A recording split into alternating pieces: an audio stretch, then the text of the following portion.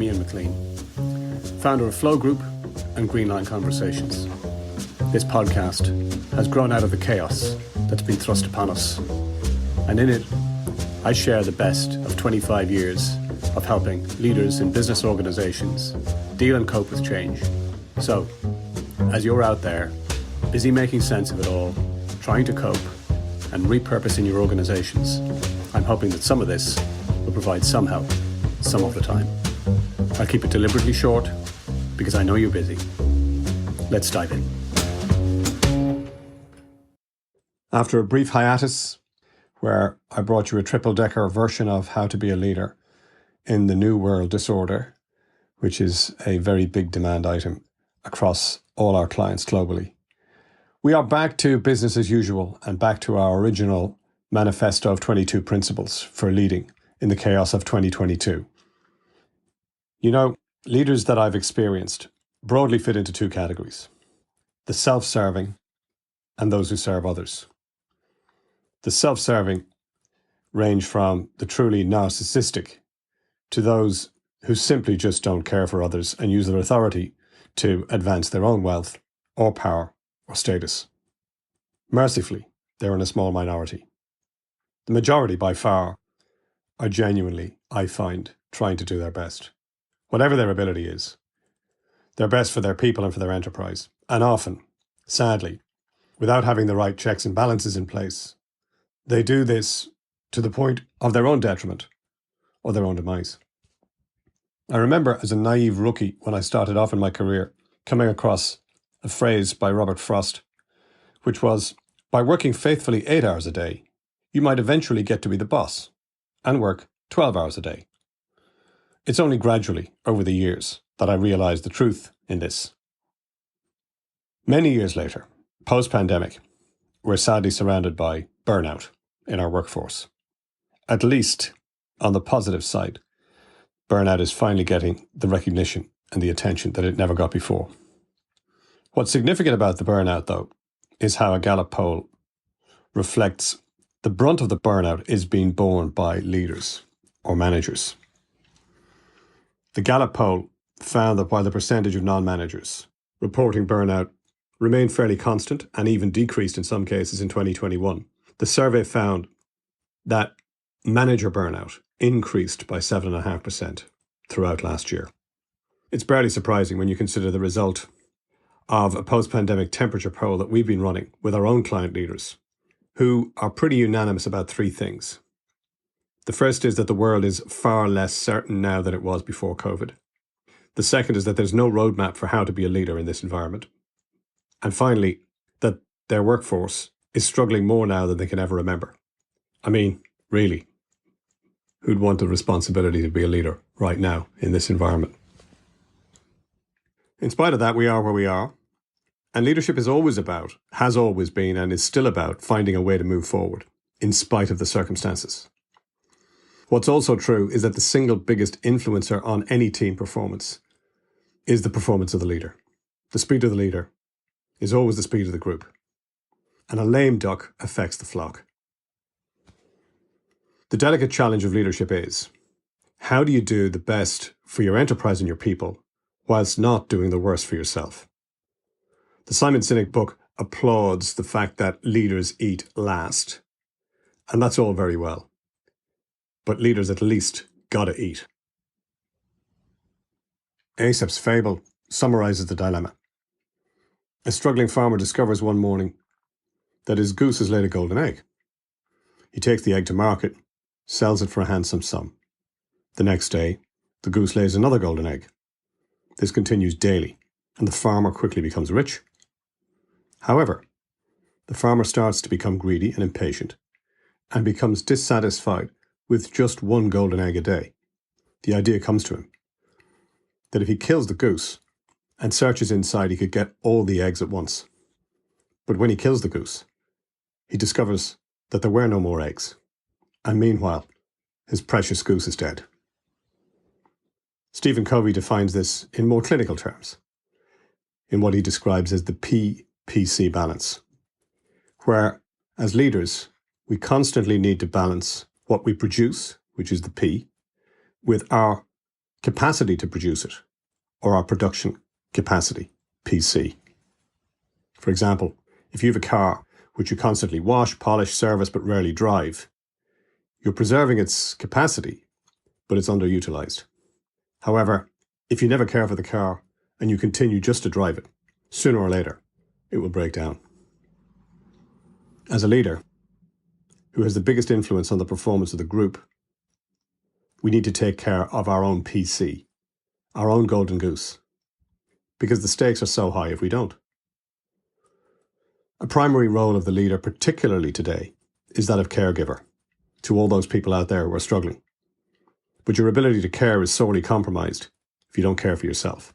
In short, you need to put your own oxygen mask on first. In practical terms, this boils down to two things: the level of demand and the level of resource. If the demands on you are too high and your resources to cope too few, then you're killing the goose. The good news about this way of looking at it is that rather than being frozen by overwhelm, by quantifying your situation in this way, it means the power and choice to do something resides with you. This is important because the feeling of not having control, or the illusion of control, is in itself a core source of stress. By looking at it this way, how do I reduce the demands or increase the resources?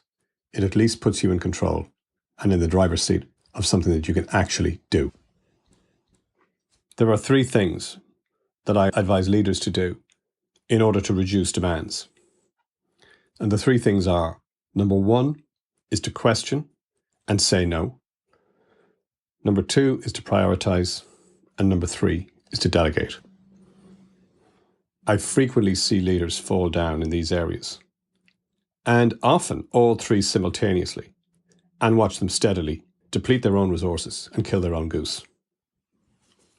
This is the leader who says yes to requests without questioning or pushing back, tries to do and feels responsible for doing everything without prioritization, and is consumed by things that really should be done by somebody else.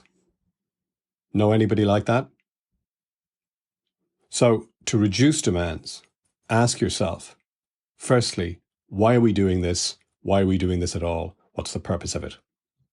Secondly, does it really need to be done now? And thirdly, does it need to be done by me? It's amazing, by simply asking these three questions and asking them honestly, how much you can cut through so much unnecessary toil and labor for you as a leader. However, it does come with one caveat. When you ask these questions honestly, they inevitably lead to you having to have conversations with other people. Often, uncomfortable conversations. Conversations that the leader has typically avoided, which is often why they're in the situation of overwhelming demands in the first place. So if that's the demand side, what can we do to swell our own resource or enhance our production capacity, our PC, and keep our own goose golden? Most leaders are familiar with the idea of KPIs, key performance indicators. These are the fundamentals that, at a glance, can tell us about the commercial health of our own enterprise. I recommend you create the equivalent for your own personal wellness and well-being. I label these the KSIs, or the key sanity indicators, because these are the things that in combination will help to keep us sane and keep our river high. These are the core bases that, if they're covered for you, put you in the best state to deal with the slings and arrows of life. The first thing you need to do, the exercise, is to identify what these sanity indicators are for you, because we're all different and we all need to be nourished differently. There are areas that I can point you towards that might help in your pursuit of doing this. The first area to consider is anything that impacts your physical energy. Physical energy is anything that provides fuel for us to enable us to go and do what we need to do. Things like nutrition, diet, sleep, and exercise. The second, security. This is anything that makes you feel safe either financially or psychologically or both. The third is connection. Who are the people that most matter in your life, and how connected do you feel to them? The fourth is what I call renewal. This is anything that relates to hobbies, interests, learning, things that stimulate and bring you joy and bring you out of yourself. And the fifth is values. What's most important to you in the way you want to live your life? What do you stand for? What are the principles by which you most define yourself, the non-negotiables in your life? Often this gets neglected or ignored, but believe me, there's nothing to deplete your personal resource faster than living a life which is in direct contradiction to your own personal values. Personally, I have 8 KSIs. They sit within eyeline in what my kids affectionately call Dad's war room while I do my work. They range from do something that scares you, to keep on with the guitar, to be present with the kids, to stay connected to my personal board of directors. The range is like a graphic equalizer, always dynamic and rarely equal. But all items are always visible, and I know at any moment at a glance if they're getting the right attention. And if they are, then I know that my personal river, my resources, and my personal ability to cope will be high. As a footnote to this episode, and all episodes, this podcast is a distillation of all the years of experience and lessons learned into one space. And it's about 1% of what I do.